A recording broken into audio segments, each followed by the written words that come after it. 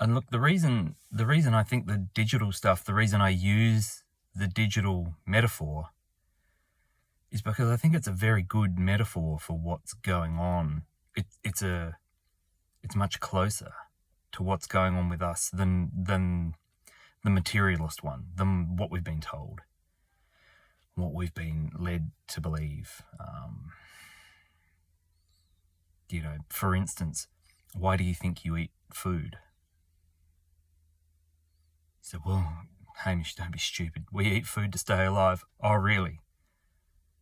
It's nothing to do with flavour, nothing to do with how long can you go without food? How long do you think you can go without food? Oh, well, breatharianism and not eating and not drinking, that's a Nephilim trait. That's a controller trait.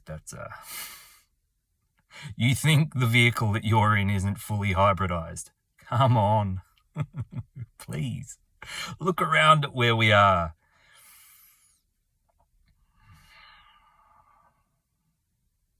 Whatever you're in, it's fully hybridized. You got all the traits. They're all in there. So why do you think you eat? Well, a really good answer to that is the scientists, they don't actually quite know. That's the answer. We eat because the cells need the glucose and we start spitting out long words. Your cells don't work like a nuclear power plant or a coal-fired or a fireplace heating water, or they don't burn energy. Like, that's not what's going on. It doesn't work that way. The closest thing really would be that you eat the food, you break it down into the most basic code level that you can.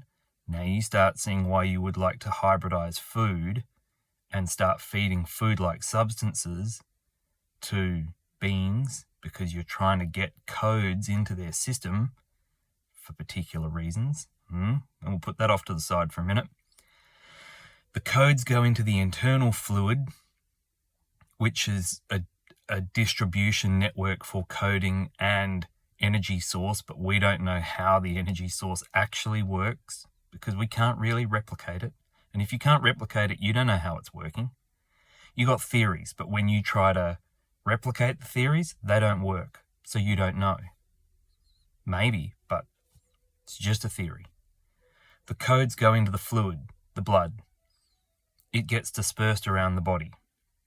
The cells read the code. Different cells read different codes.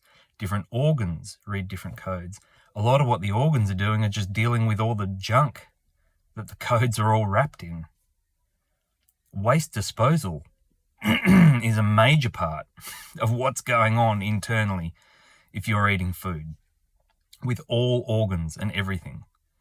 Everything's like, it's not dealing with energy extraction. It's dealing with waste disposal. The stuff that is not actually useful. That's mostly what you're putting in. So you're not getting energy from the food. It's almost like you're getting an idea from the food.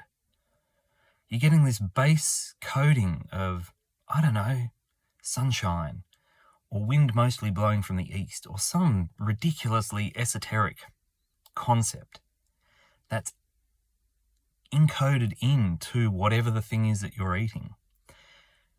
And it's like that's read at a cellular level and the body does something with that data.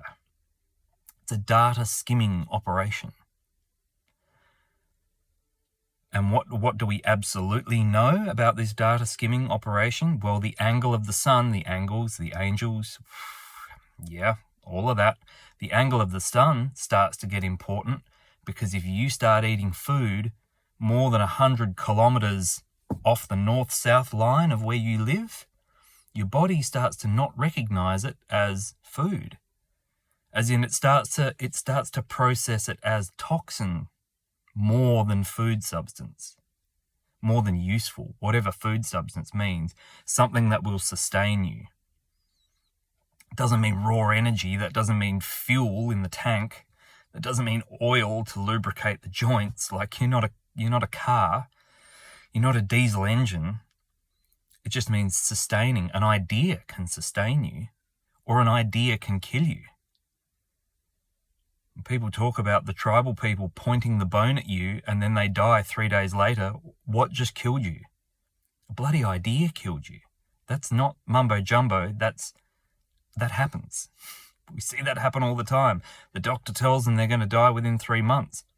They die within 3 months. What we hear is the person who shakes it off and says, not me. Oh, 5 years later they were alive. Why do we even talk about that? Because that's the exception. Usually when the bone gets pointed at you by a high enough authority figure, you ingest the idea. Your body reads the code. Your body goes, well, there's the shutdown sequence. See ya. So whatever you think you're doing with these substances that you're taking in, the media, if you're looking at a screen or listening to me through speakers, that's ingesting. Hope I don't give you indigestion. Noises out in nature. Noises absolutely affect the running of these vehicles and their countenance. What you're drinking, what you're eating, it's a data skimming operation. And it's probably like, if I was setting it up, you'd be doing that. It's like it's sampling. You're working out where you are and what's going on. You're running systems analysis. Eat a bit of that plant. Drink a bit of that water. Breathe a bit of that air. Yeah, something's wrong here. All right, let's work out what it is. Something's out of whack. It's all funny. That's a data analysis system. Yeah, maybe you need to eat for energy. Maybe. Or maybe the idea of the food is what's sustaining you. Because most of it is coming out the other end. And when they go through what comes out the other end, nuclear waste, when they go through the nuclear waste and then they go through how many calories they equate that you would have burnt in the day, which is a pretty rudimentary way, but let's go full materialism. Let's work out the amount of calories you're burning in the day through all your processes. We'll break it down as materialistically as we can. Then let's see what you eat. Let's count all of those calories in. Now, this is the bit that they don't ever do, but when they do it, they won't tell you about it. Let's go through the nuclear waste that comes out the other end and see how many calories are left. Oh, gee, you burnt about 10% of what you used. 25 at best. Where did you get the energy from to run? You used 3,000 calories that day. You ate 3,000 calories that day, but you only burnt 400 because what came out the other end, the nuclear waste, can be used again.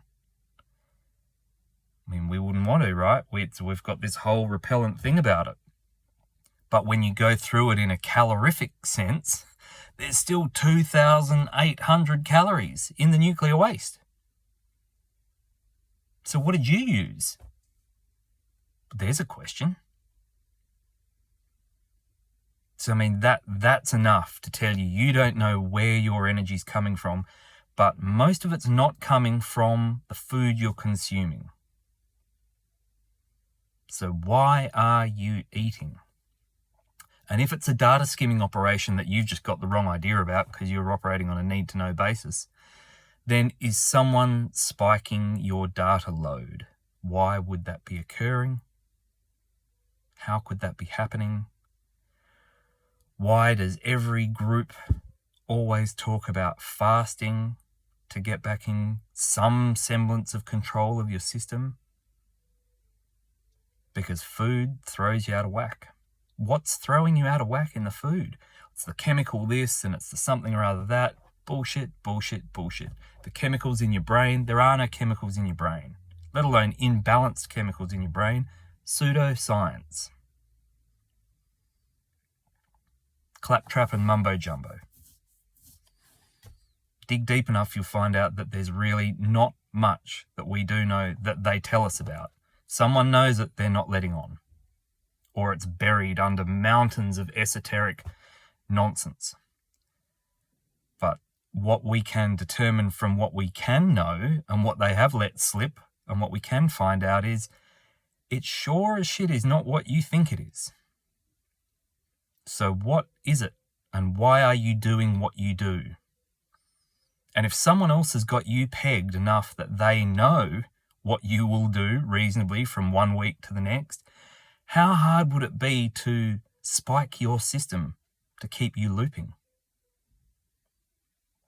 The more predictable you are, the easier it would be.